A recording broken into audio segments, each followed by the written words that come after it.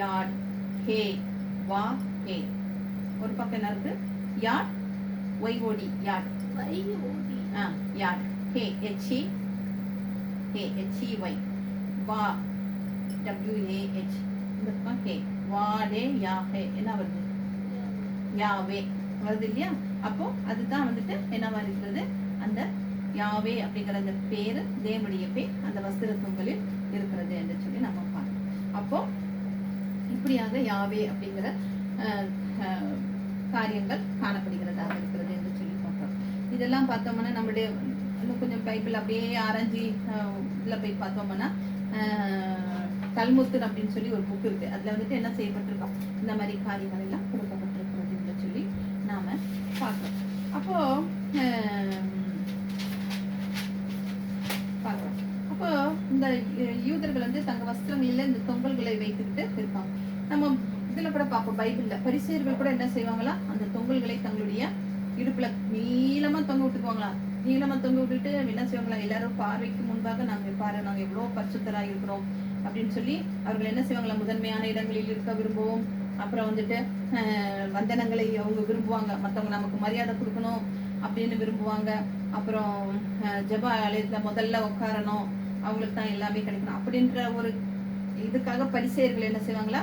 அவ்வளவு பெரிய ஒரு நாடாவை தங்களுடைய இடுப்புல தொங்க விட்டு இருப்பாங்க. மத்தேயு 23:5.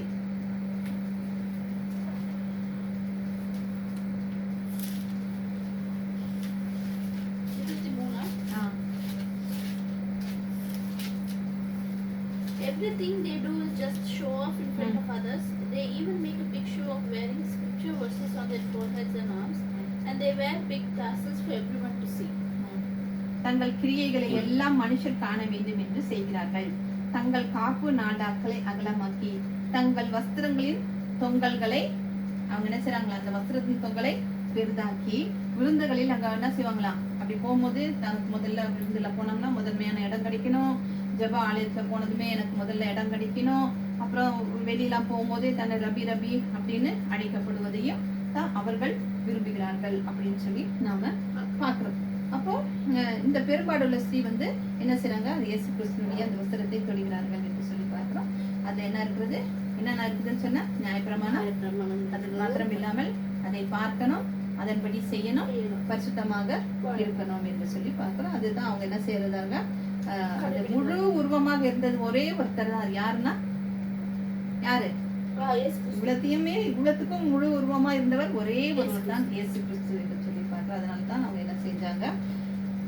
அவர் எல்லா நியாயப்பிரமாணத்தையும் நிறைவேற்றி பரிசுத்தராக இருக்கிறார் என்று சொல்லி பார்க்கிறோம். அதனால தான் அந்த தொட்ட உடனேயே அவர்கள் சுகமாகி போனார்கள் என்று சொல்லி நம்ம பார்க்கிறோம். இந்த சூழ்நிலை நடந்துகிட்டு இருக்கும் போது தான் அந்த ஸ்திரீ என்ன செய்தது? தன் எதை பயன்படுத்தினார்கள் என்றால் தன்னுடைய கையை பயன்படுத்தினார்கள் என்று சொல்லி நம்ம பார்க்கிறோம். அது மாத்திரம் இல்லாமல் இயேசு கிறிஸ்து போயிட்டு இருக்கிற வழியில தான் அப்போ இதெல்லாம் சுகமாக்கிட்டு போயிட்டு இருக்கும்போது தான் எவர் வீட்டுல இருந்து ஆள் வருகிறது. என்னன்னு சொல்லி போதகரை நீங்க தொந்தரப்படுத்த வேண்டாம், ஏன்னா அந்த சிறுமி மரித்து போனாள் அப்படின்னு சொல்லி சொல்லும் போது இப்போ எவருக்கு என்ன வந்திருக்கணும்? கோவம் வந்திருக்கணும். நான் உங்களுக்கு எப்பயே சொன்னேன், முதல்ல வாங்க, நீங்க தான் டிலே பண்ணீங்க, நீங்க அப்பயே வந்திருந்தீங்கன்னா என் மகளை காப்பாத்தி இருக்கலாம்ல. எதுவுமே சொல்லல. ஆனா அவரு யாராவது ஜெப ஆலய தலைவன். ஜெப ஆலய தலைவன் என்னும் போது அவரும் எப்படி இருந்தாரா? அந்த இயேசு கிறிஸ்துவின் மீது அவ்வளவு நம்பிக்கை உள்ளவராக, விசுவாசம். ஏன்னா அவருக்கு தெரியும் வேற எங்கேயும் போக மாட்டேன், இவர்கிட்ட வந்தா என் மக என்ன செய்வா? குணமாக்கி விடுவாரு என்று சொல்லி அவர் என்ன செய்யறாரா? விசுவாசமா இரு அப்படின்னு சொல்லிட்டு வேற யாரையுமே கூப்பிடாம யாரை மட்டும் கூட்டிட்டு போறாரு? யார்? 3 பேர் தான் கூட்டிட்டு போவாரு. பேதுரு, யாக்கோப்பு, யோவான். எங்க போனாலும் அந்த 3 பேரை தான் அவர் என்ன செய்வாரு? ஜெபம் பண்ண போகும்போதும் 3 பேரை தான் கூட்டிட்டு போனாரு, இங்கேயும் 3 பேரை தான் கூட்டிட்டு போனாரு அப்படின்னு சொல்லி நாம பாக்குறோம். அப்ப வீட்டுக்கு வந்து எல்லாரும் அழுகுறாங்க. இயேசு சொல்றாரு இந்த பெண்ணு மறிக்கல அப்படின்னு சொல்லி சொல்லும்போது எல்லாரும் அவரை பார்த்து நகைக்கிறவர்களாக இருக்கிறார்கள் என்று சொல்லி பார்க்கிறோம். அப்புறம் வந்துட்டு அவர்கிட்ட வந்து தலை தகுமின்னு சொல்லி சிறு பெண்ணே எழுந்திரே அப்படின்னு சொன்ன உடனே அந்த பெண்ணுக்கு என்ன வந்தது? உயிர் வந்தது என்று சொல்லி பார்க்கிறோம். அப்ப அந்த பெண்ணை வந்து அந்த பெற்றோர் இடத்துல கொடுத்துட்டு சாப்பிடறதுக்கு ஏதாவது கொடுங்க அப்படின்னு சொல்லி சொல்றோம். சரி, இதன் மூலியமாக தேவன் நமக்கு என்ன சொல்ல வருகிறார், என்ன சத்தியத்தை ஒளிந்து கொண்டிருக்குது அப்படின்னு சொல்லி நம்ம பார்த்தோம்னா, இயேசு கிறிஸ்து எங்க வந்திருக்கிறாரு? கப்பர்நகூமுக்கு வந்திருக்கிறாருன்னு சொன்ன. கப்பர்நகூம் சொல்லி சொன்னோம்னா என்ன மீனிங்னா கம்ஃபர்ட், ஆறுதலின் ஆறுதல் என்ன, அதாவது கம்ஃபர்ட், ஆறுதல், இரக்கம் அப்படின்ற ஒரு அர்த்தம் அந்த ஊருக்கு. பேர். துயரப்படுகிறவர்கள் பாக்கியவான். பாக்கியவான்கள், அவர்கள் என்ன செய்திருக்கார்? துயரப்படுகிறவர்கள் பாக்கியவான்கள், அவர்கள் என்ன அடைவார்கள்? ஆறுதல் அடைவார்கள். இதுல பாக்குறோம் இல்லையா? மத்தேயு 5ஆம் அதிகாரத்துல நம்ம பாக்குறோம் இல்லையா? அப்போ பார்க்க போனோம்னா இன்னைக்கு முழு உலகமே என்ன செய்து கொண்டிருக்கிறது? அழுது கொண்டிருக்கிறது என்று சொல்லி பார்க்கிறோம். யோபு சொல்வாரு, ஒரு 14:1 சொல்வாரு, ஸ்திரீனிடத்துல பிறந்த மனுஷன் இப்படியா வாழ்நாள் குறுகினவனும் சஞ்சலம் நிறைந்தவனுமாய் இருக்கிறான் என்று சொல்லி பார்க்கிறோம். அப்போ அப்போ வாழ்நாள் குறுகினவன்னா என்னது? அவனுக்கு ஆயுசு எப்படியானாலும், ஏன்னா ஆதாம் செய்த பாவத்தினால தான் என்ன வந்தது?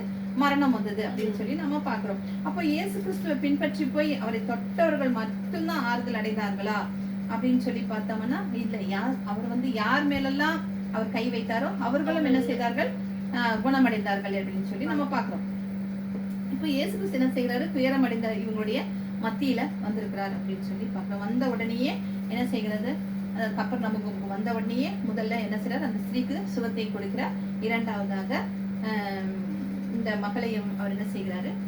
சுகமாக்குகிறார் என்று சொல்லி பார்க்கிறோம். இப்போ இந்த ஸ்திரீக்கு என்ன போச்சுன்னு சொன்ன? ரத்தம் போனதுன்னு சொல்லி சொன்னேன் இல்லையா? அப்போ ரத்தத்துல என்ன இருக்கு? ரத்தத்துல என்ன இருக்கும்? ஜீவன் இருக்கும், உயிர் இருக்கும் இல்லையா? லேவியராகமம் 17:11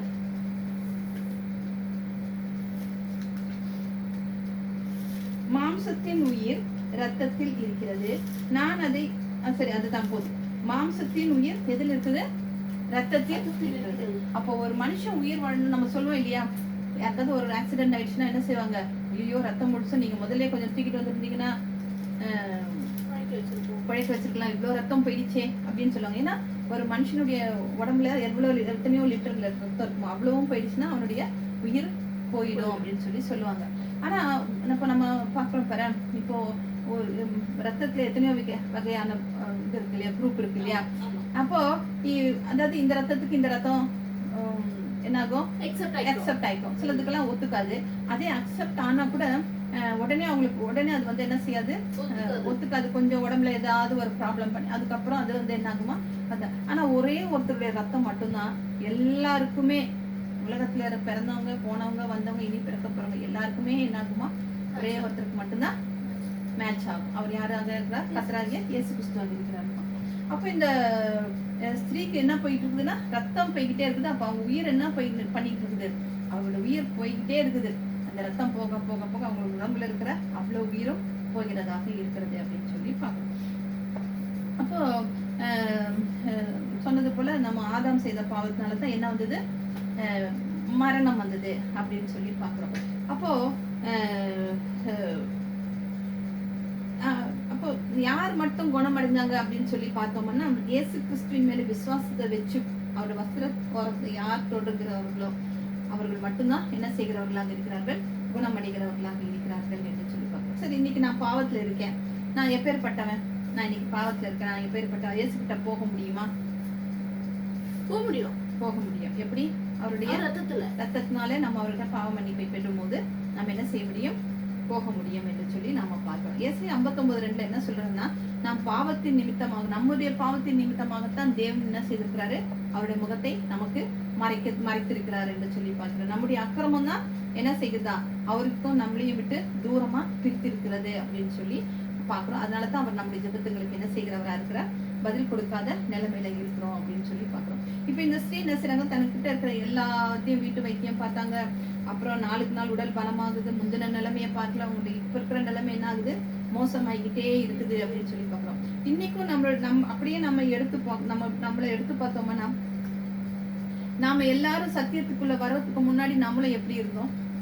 கர்த்தரை தெரிந்து கொள்வதற்கு முன்பாக இந்த உலகத்துல இருக்கும்போது கர்த்தரை பத்தி தெரியாததுக்கு முன்னால, சரி அந்த கோயிலுக்கு போனா சரி இதாகும், முட்டி போட்டு ஜெபம் பண்ணா நடந்துகிட்டே, முட்டி போட்டுக்கிட்டே நடந்துகிட்டே போனா சுகமாகும், அவர்கிட்ட போய் கை வச்சு ஜெபிச்சோம்னா சுகமாகும், இப்படின்னு நிறைய என்ன செஞ்சோம்? நம்ம நம்ம காரியங்கள் எல்லாம் இவ்வளவு பேருக்கு சாப்பாடு போட்டா நம்மளுடைய கஷ்டம் எல்லாம் தீரும் அப்படின்ட்டு நம்ம எல்லாம் நினைச்சுக்கிட்டு இருக்கோம் இல்லையா?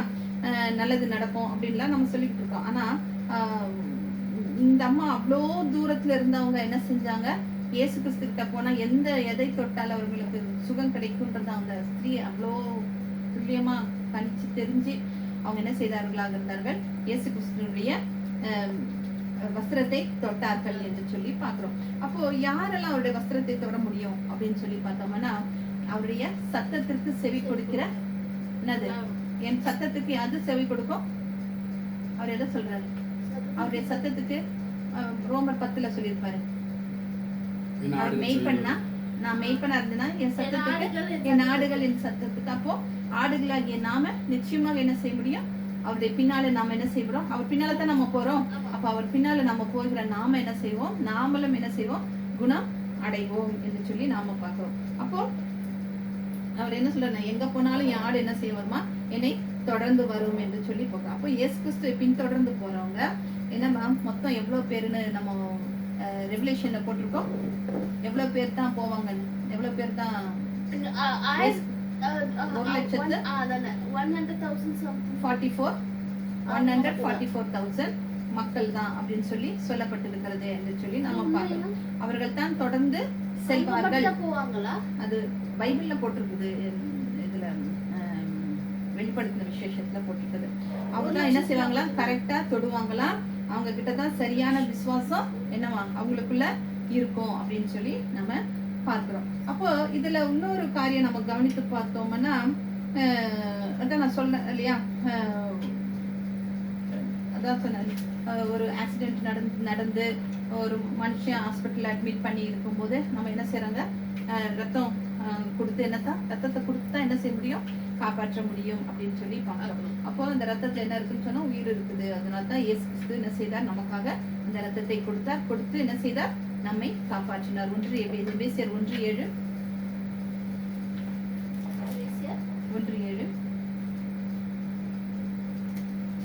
Christ sacrificed his life to set us free, which means that our sins are now forgiven. அவருடைய கிருபையின் ஐஸ்வர்யத்தின்படியே அவருடைய ரத்தத்தினாலே பாவ மன்னிப்பாகிய மீட்பு இவருக்குள் நமக்கு உண்டாயிருக்கு. அவருடைய ரத்தத்தினால தான் நமக்கு இந்த பாவ மன்னிப்பு கிடைத்து நம்ம என்ன செய்கிறவர்களா இருக்கிறோம், அவரை பின்பற்றி, ஆடுகளை போல அவரை பின்பற்றி அவருடைய வஸ்திரங்களை நம்ம விசுவாசத்தோடு நம்ம பெறும் பொழுது அவருடைய கற்பனைகளை நமக்கு அவருடைய 2 கற்பனை தான் சொல்லியிருக்கிறாரு இல்லையா. ஒன்று என்ன செய்து, என்னை முழு மனதோடு, என்னை முழு ஆத்மாவோடு, முழு நம்பிக்கையோடு என்னை அன்புக்குரிய உன்னை நேசிப்பதை போல பிறரை அந்த கற்பனைகளை கை கொண்டு பரிசுத்தமாய் வாழணும்.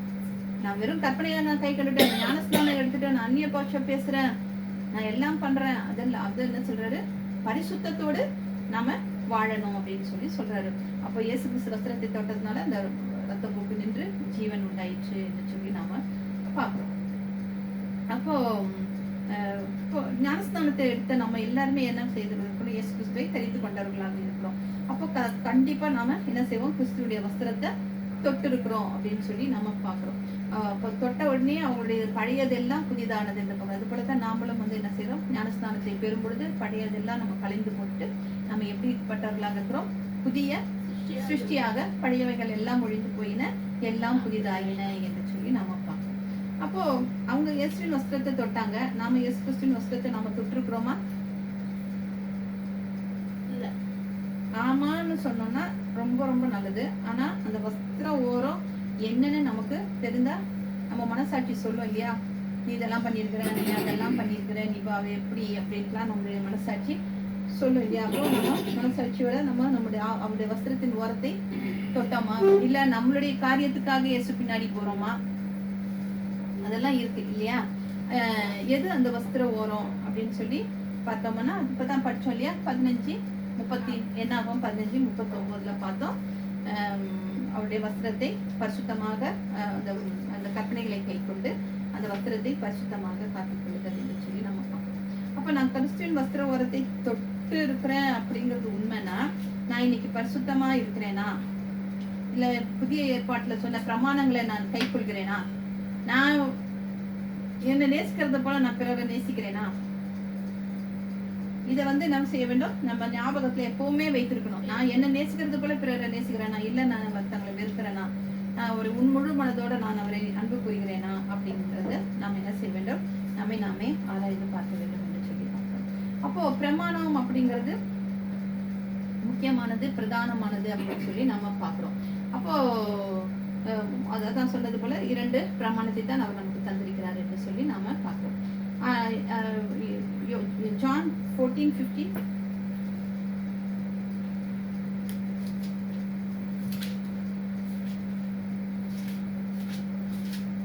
Jesus said to his disciples, "If you love me, you will do as I commanded."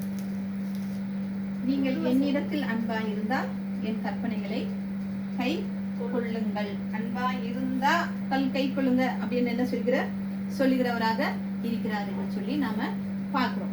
அப்போ கிறிஸ்து சொன்ன பிரமாணத்தை நான் கை கொள்ளுவேன் அப்படின்னு அர்த்தம். நான் கிறிஸ்து சொன்ன பிரமாணத்தை கை கொள்ளல, ஆனா இயேசு கிறிஸ்து அன்பு செய்யறேன் அப்படின்னு சொல்லி சொன்னோம்னா அது பொய். நம்ம உதவி செய்யறோம், உதட்டால தான் சேர்றோம், ஆனா மனசு எங்க இருக்குது? தூரமாக இருக்கிறது. இன்றைக்கும் நிறைய பேர் என்ன செய்கிறவர்களாக இருக்கிறார்கள்? இயேசு கிறிஸ்துவை உதட்டால தான் சொல்லுகிறவர்களாக இருக்கிறது, அவருடைய மனது என்னவா இருக்கிறது?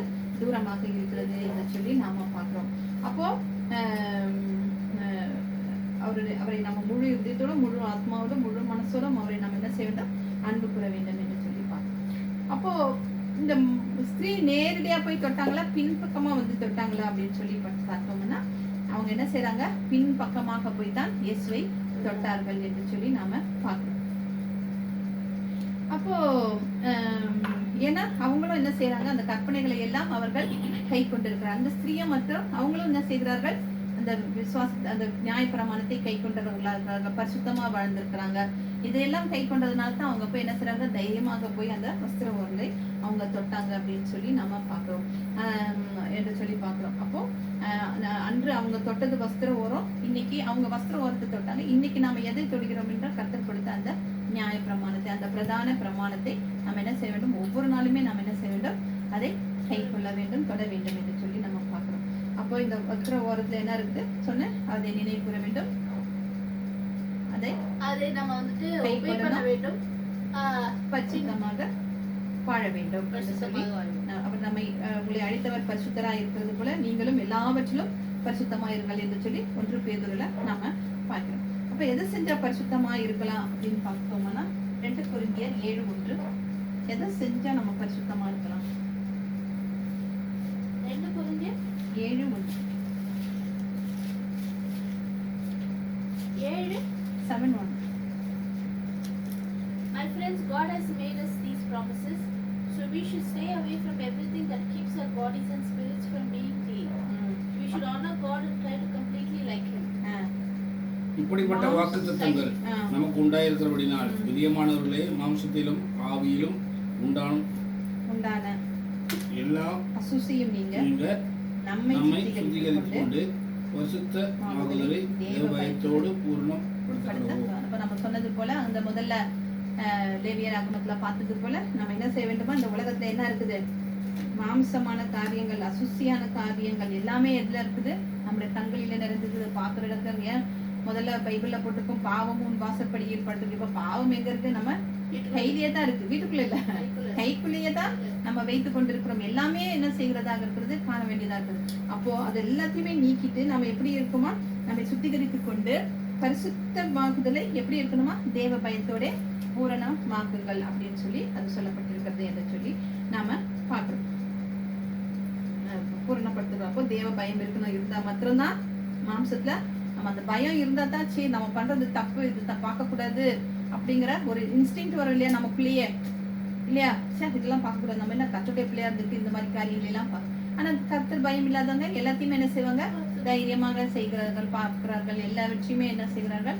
தெய்வ பயமின்றி அவர்கள் செய்கிறவர்களாக இருக்கிறார்கள் என்று சொல்லி நாம பாக்குறோம். அந்த ஆசாரிப்பு கூடாரத்துல வந்து எப்பவுமே ஒரு குத்து விளக்கு எரிஞ்சுக்கிட்டே இருக்கும். அதுக்கு பேர் என்னன்னா மெனோரா அப்படின்னு சொல்லி ஒரு குத்து விளக்கு. நம்ம பழைய ஏற்பாட்டுல பார்த்தோம்னா மெனோரான்னு ஒரு குத்து விளக்கு ஆசாரிப்பு கூடாரத்துல எப்பவுமே எரிஞ்சுக்கிட்டு இருக்கும். எரிஞ்சுக்கிட்டே இருக்கும் போது அவங்க என்ன செய்வாங்க? திரி எரியும் போது கருப்பாயிடும் இல்லையா? அந்த கருப்பு திரியில முனையில கருப்பா இருக்கும். அப்ப அது என்ன செய்வாங்க? இப்ப நம்ம வீட்லயே வந்துட்டு அந்த காலத்துல எல்லாம் அந்த லைட் எல்லாம் போயிடுச்சுன்னா அந்த திரி வச்சு ஒரு லைட் ஏற்றுவாங்க. ஏன்னா அப்ப அந்த திரி கொஞ்சம் கருப்பாயிடுச்சுன்னா என்ன செய்வாங்க? அதை வெட்டி விட்டுட்டு அந்த கருப்பு வரைக்கும் செஞ்சுட்டு வெட்டி விட்டுட்டு திரும்ப பத்த வைக்கும் போது அது என்ன செய்யும்? நல்லா வெளிச்சம் தரும். அது போலதான் ஒவ்வொரு மனுஷனுடைய சிந்தனைக்குள்ளேயும் என்ன ஆகுது, அந்த கருப்பு எப்படி நம்ம அந்த திரியிலிருந்து அவங்க என்ன செய்வாங்க, அப்பப்போ அந்த மெனோரால வந்துட்டு என்ன செய்வாங்க, அந்த திரியை வந்து வெட்டி விட்டுக்கிட்டே இருப்பாங்களாம். அது போலதான் நமக்குள்ள நம்முடைய சிந்தனைக்குள்ள இருக்கிற அசுத்தம் எல்லாமே இதுதான் நம்ம என்ன செய்ய வேண்டுமா, நம்ம வெட்ட வேண்டும் என்று சொல்லி பார்க்கிறோம். அப்ப வெட்டினா தான் நம்மள என்ன இருக்க முடியும், பரிசுத்தமாக இருக்க முடியும் என்று சொல்லி வாழ வேண்டும். அப்போ எதை வெட்டுறது அப்படின்னு சொல்லி சொன்னோம்னா, கலாத்தியர் 5:19-21 அதுல நிறைய இருக்கும் பாரு, விபசார சிந்தனை அது இது இப்படி நிறைய இருக்கும். கலாத்தியர் 5:19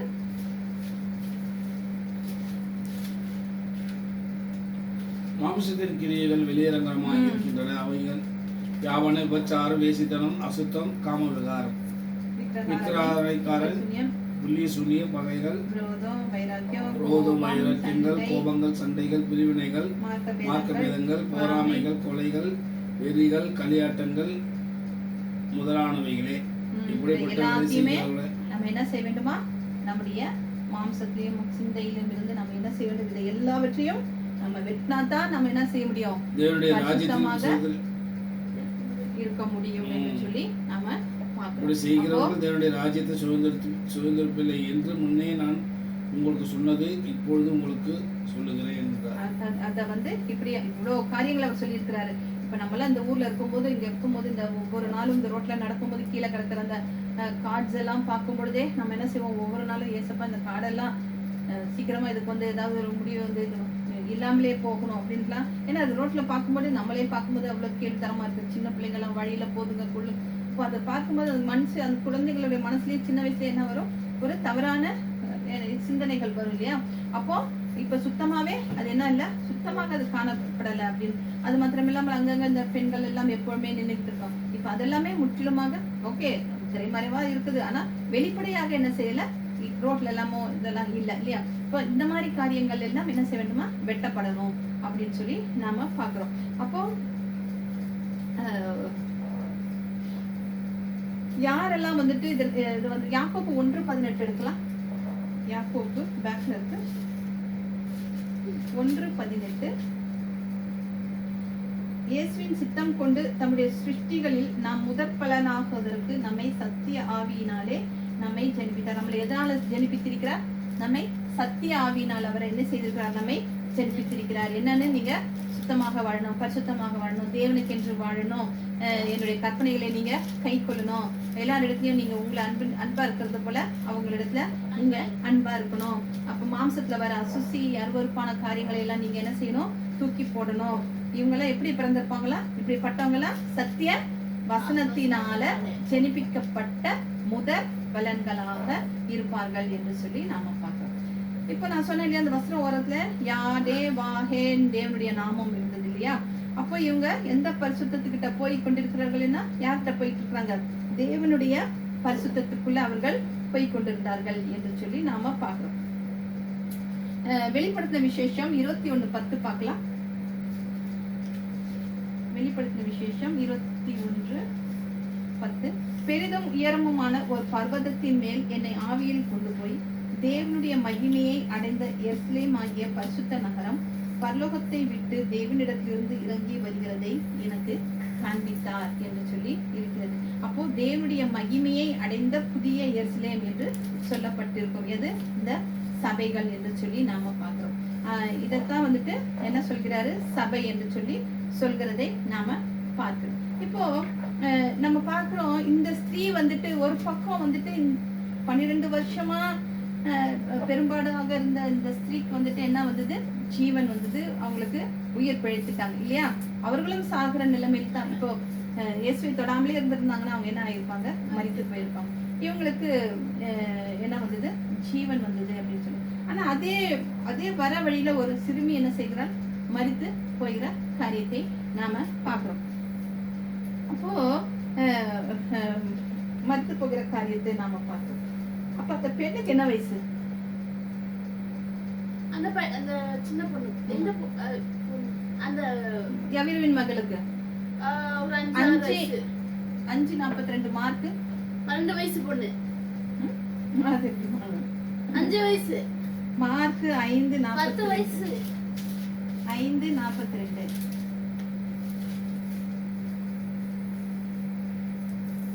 உடனே சிறு பெண் எழுந்து நடந்தாள், அவள் 12 வயதுள்ளவளாய் இருந்தாள் என்று சொல்லி நாம பார்க்கிறோம் இல்லையா.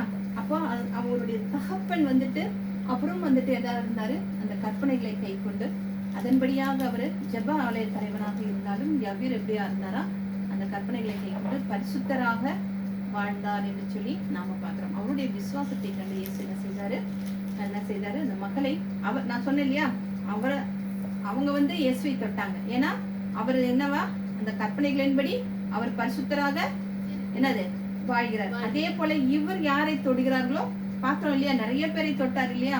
குருடனை தொட்டாரு, முடவனை நடக்க செஞ்சாரு, கண் பார்வை இல்லாதவனை கண்ணு கொடுத்தாரு, கூனியாக இருந்தவளை நிமிர வைத்தாரு, பாடைய தொட்டாரு, அப்புறம் என்னது மரித்த லாசருவை எழுப்பினாரு. அப்போ இப்படியாக அவர் யாரை தொட்டாரோ அவங்க என்ன செய்தார்கள்,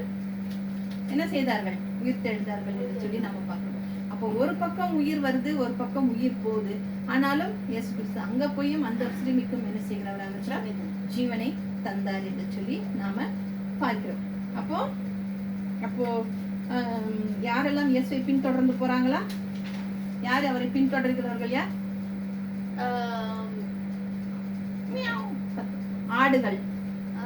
ஆடுகள் தான் மானு கத்திட்டு போற ஆடுகள் தான் இயேசுவை என் சத்தத்தை பாக்குறோம் இல்லையா.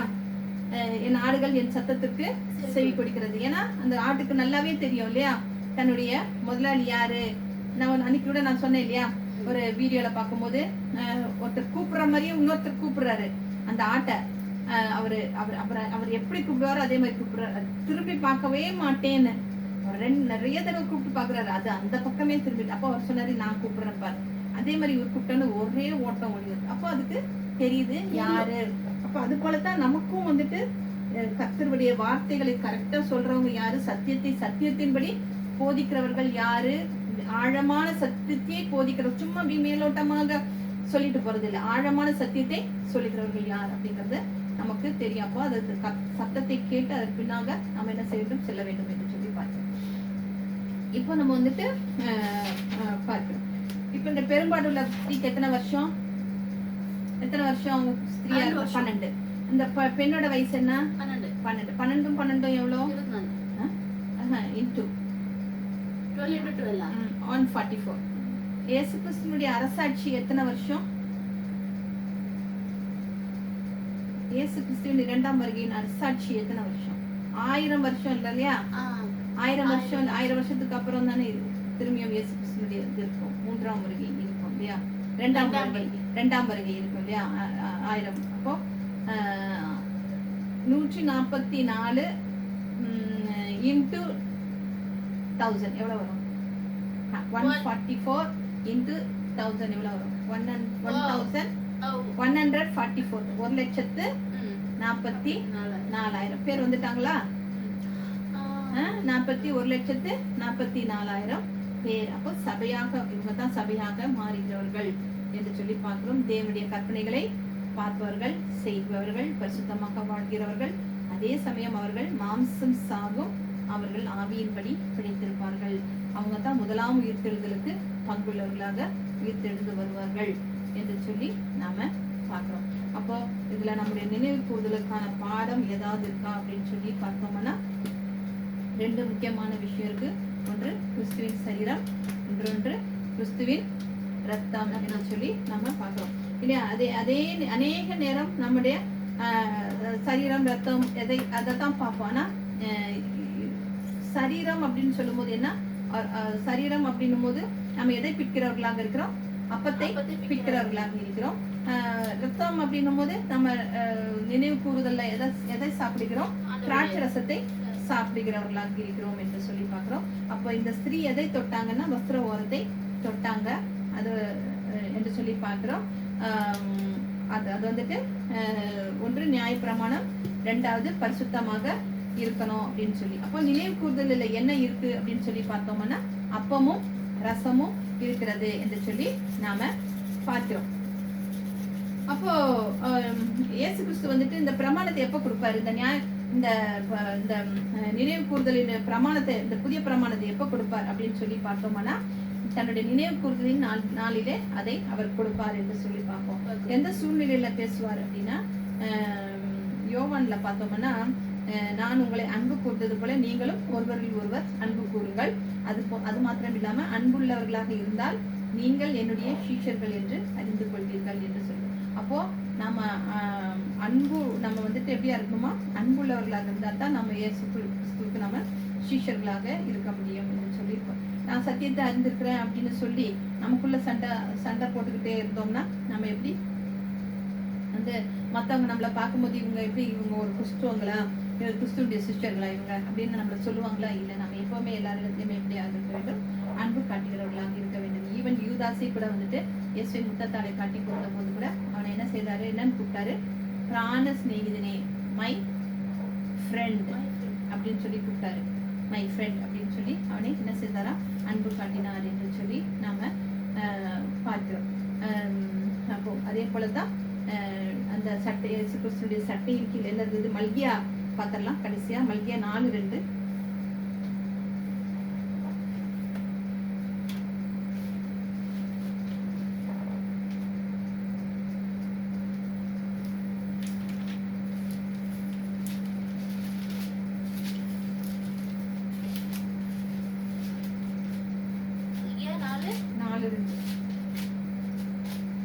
But for you that honor my name, victory will shine like the sun, with healing in its ray, and you will jump around like calves at play. அதான் சட்டையின் கீழ் ஆரோக்கியம்.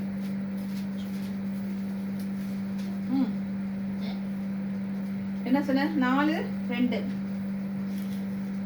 ஆனாலும் என் நாமத்துக்கு பயந்து இருக்கிற உங்கள் மேல் நீதியின் சூரியன் உதிக்கும், அதன் செட்டைகளின் கீழ் ஆரோக்கியம் இருக்கும், நீங்கள் வெளியே புறப்பட்டு போய் கொடுத்த கன்றுகளைப் போல வளருவீர்கள் என்று சொல்லி நாம பார்க்கிறோம். அப்போ சட்டையின் கீழ் என்ன இருக்குது? அவருடைய சட்டைகளின் கீழ் ஆரோக்கியம் இருந்தது என்று சொல்லி நாம பார்க்கிறோம். வஸ்திரத்தின் ஓரத்துல நியாயப்பிரமாணம் இருந்தது, பரிசுத்தம் இருந்தது, தேவனுடைய யாவே அப்படிங்கிற பெயரும் இருந்தது என்று சொல்லி பார்க்கிறோம். அப்போ 2ஆம் வருகையில அவருடைய வசனத்தை கை கொள்கிறவர்கள் என்ன எப்படியாக இருப்பார்கள்? பரிசுத்தமாக வாழ்ந்தவர்களாக இருப்பார்கள், அவர்கள் ஆரோக்கியம் அடைவார்கள் என்று.